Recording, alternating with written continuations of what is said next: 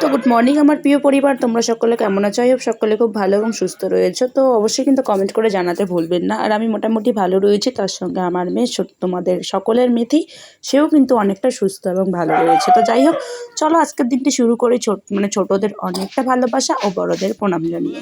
তো সকাল সকাল আমি কিন্তু চান টান করে টোরে পূজা দিয়ে নিয়েছি, তার সাথে কিন্তু কাপড় টাপড় সব কিছু শুকোতে দিয়েছি। দেওয়ার পরে তোমাদের সঙ্গে ইন্ট্রোটা শেয়ার করলাম। করার পরে বাবাকে চা করে দিয়েছি। আমি এখন তোমাদের ভয়েস ওভার দিচ্ছি, মিঠি সোনাও তার সঙ্গে ভয়েস দিচ্ছে। তো যাই হোক, এখন আমি সবজি কাটতে বসে পড়েছি। আর এগুলো সব কিছু দিয়ে একটা চচ্চড়ি বানাবো, শুটকি মাছ দিয়ে।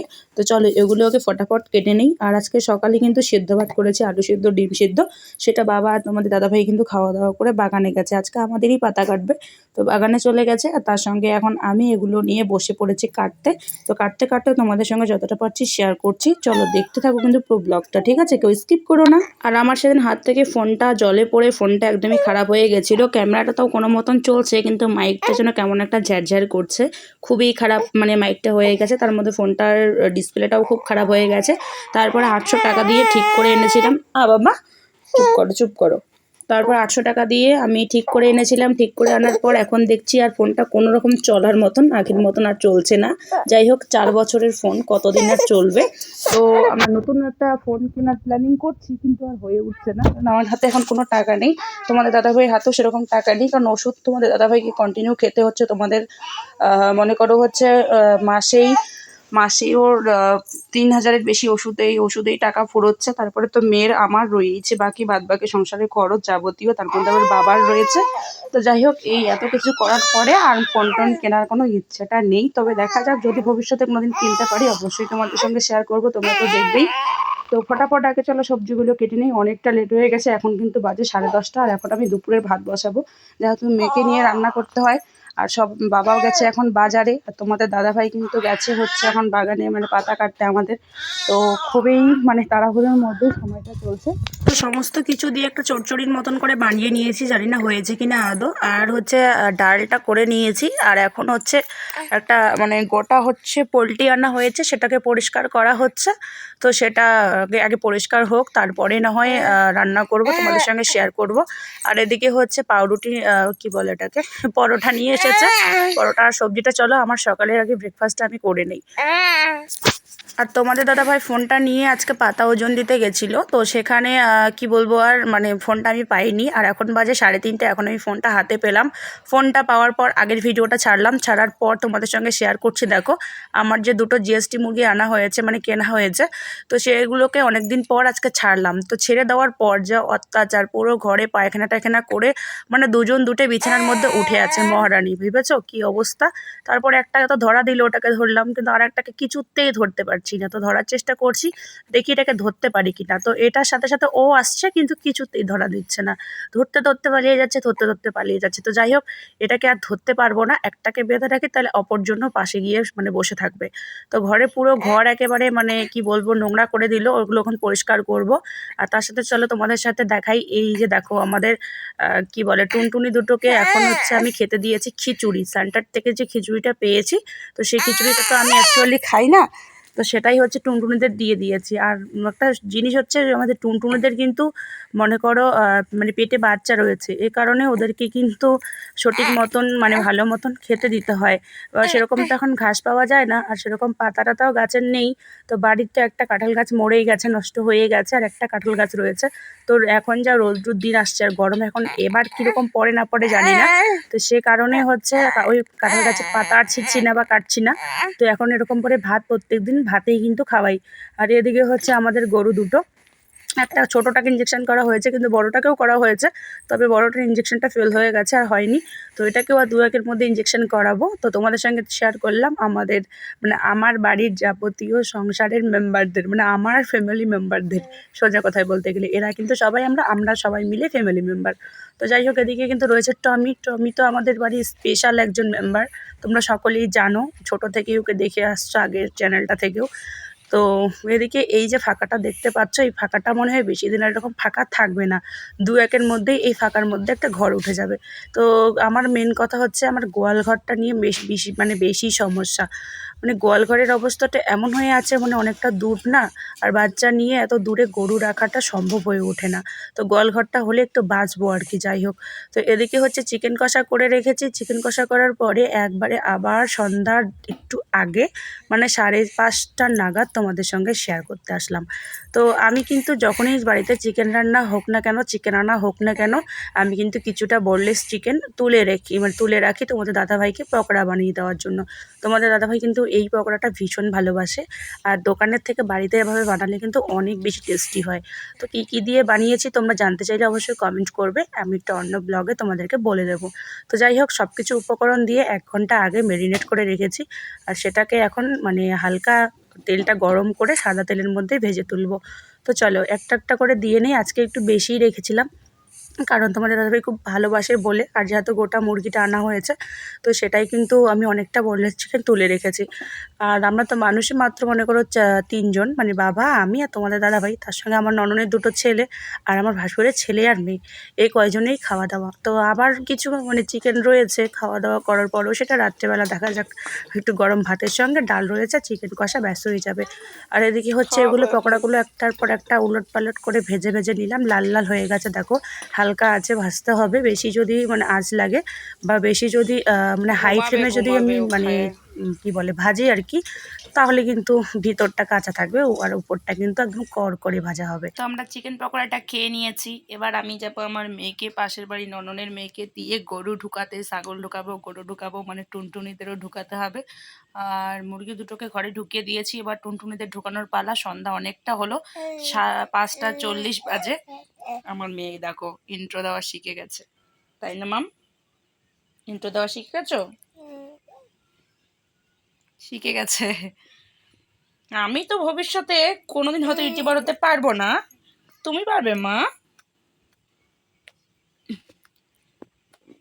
যাই হোক, মানে আমি এরকম হয়েছে জন্য আমার মেয়েকে মোটেও আমি এরকমটা বানাবো না।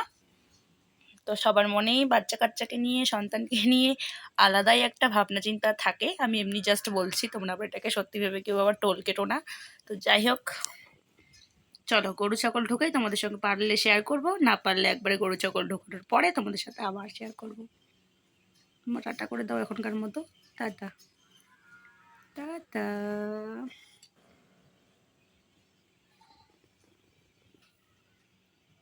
চিকেন পকোড়া আমার করা হয়ে গেল, এসব এখন পরিষ্কার করতে হবে। সঙ্গে কটা পাঁপড় ভেঙে ভেজে নিয়েছি, তার সাথে 2টো হচ্ছে ব্রেক মানে করে নিয়েছিলাম।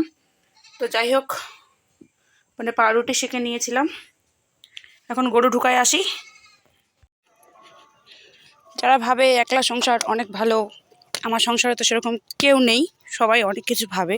তো তাদেরকে বলবো, দেখো আজকে এই ভিডিওটা দেখে কিছু বুঝতে পারছো কি না, একলা সংসার। এখন বাজে 6টা পার হয়ে গেছে, 6টা 16-17। মেয়েকে বাড়িতে একা রেখে এখন আমি গরু ঢুকাচ্ছি। ভেবেছো কতটা রিস্ক নিয়ে আমাকে চলতে হয় সব সময়। আর নিজের বাড়িতে গরু রাখলে একটু লেট করে ঢুকালেও কিন্তু কোনো ব্যাপার না, চটপট কিন্তু হয়ে যায় গরু ঢুকানোটা।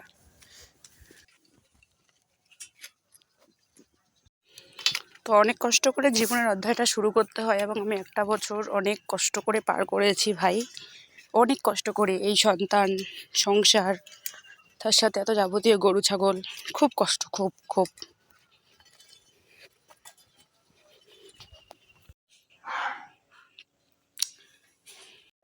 তো মেয়েকে একা রেখে গেছিলাম বাড়িতে, ছাগল ঢুকিয়ে এখন আসলাম, মেয়েকে নিলাম। দেখো কান্না করতেছে প্রচুর।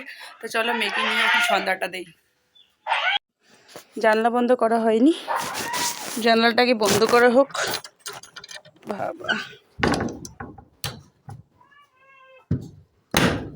একলা জীবন যতটাই সুন্দর দেখতে, যতটাই সুখী, যতটাই ভালো, ঠিক তার উল্টো ততটাই খারাপ।